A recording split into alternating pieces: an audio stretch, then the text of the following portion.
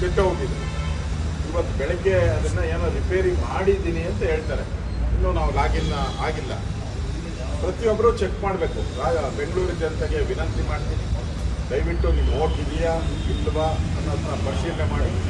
ಈ ಸಮಯದಲ್ಲಿ ಏನಾದರೂ ನೀವು ಸ್ವಲ್ಪ ಯಾಮಾರಿದ್ರೂ ಕೂಡ ನಿಮ್ಮ ವೋಟು ಡಿಲೀಟ್ ಆಗೋಗ್ತದೆ ಅಥವಾ ಬೇರೆ ಏರಿಯಾಗಳಿಗೆ ಹೊರಟೋಗ್ತದೆ, ನಿಮ್ಮ ಅಡ್ರೆಸ್ ತಪ್ಪಾಗಿರ್ಬೋದು.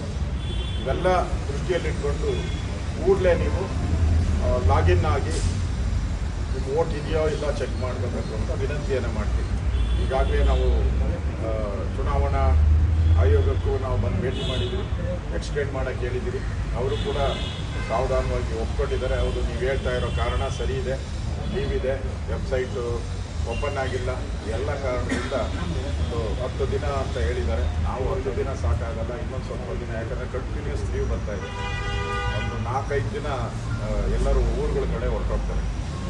ಆ ದೃಷ್ಟಿಯಿಂದ ಇನ್ನೊಂದು ಸ್ವಲ್ಪ ಎಕ್ಸ್ಟೆಂಡ್ ಮಾಡಬೇಕು ಅಂತ ಕೂಡ ಹೇಳಿದ್ದೀರಿ. ಅವರು ಅಂದರೆ ಮಾಡ್ತೀನಿ ಅನ್ನೋ ಒಂದು ಭರವಸೆ ಕೊಟ್ಟಿದ್ದಾರೆ. ಅದರಿಂದ ಬೆಂಗಳೂರು ಜನ ಇಮಿಡಿಯೇಟಾಗಿ ಈ ವೋಟ್ ಇದೆಯೋ ಇಲ್ಲೋ ಅನ್ನೋದಕ್ಕೆ ಪರಿಶೀಲನೆ ಮಾಡಬೇಕು ಅಂತೇಳಿ ವಿನಂತಿಯನ್ನು ಮಾಡ್ತಾ ಇದ್ದೀವಿ. ನಮ್ಮ ಮನವಿಗೆ ಸ್ಪಂದನೆ ಮಾಡಿದ್ದಾರೆ ರಾಜ್ಯ ಚುನಾವಣಾ ಆಯೋಗ, ಅವ್ರಿಗೂ ಕೂಡ ನಾನು ಧನ್ಯವಾದ. ಮುಖ್ಯಮಂತ್ರಿಗಳು ನಮ್ಮ ಮುಖ್ಯಮಂತ್ರಿಗಳ ಕೊಠಡಿ ರಾಜಕೀಯ ವಿಚಾರಕ್ಕೆ, ಸರ್ಕಾರದ ವಿಚಾರಕ್ಕೆ ತೀರ್ಮಾನಗಳನ್ನು ಮಾಡೋದಕ್ಕೆ ಇರೋದು. ಬಾಗಲಕೋಟೆಯಲ್ಲಿ HY ಮೇದಿ ಅವರ ಕುಟುಂಬದವರನ್ನ ಕರೆಸಿ ಪಕ್ಷದ ವಿಚಾರ, ಚುನಾವಣಾ ವಿಚಾರ ಚರ್ಚೆ ಮಾಡಿದ್ದಾರೆ.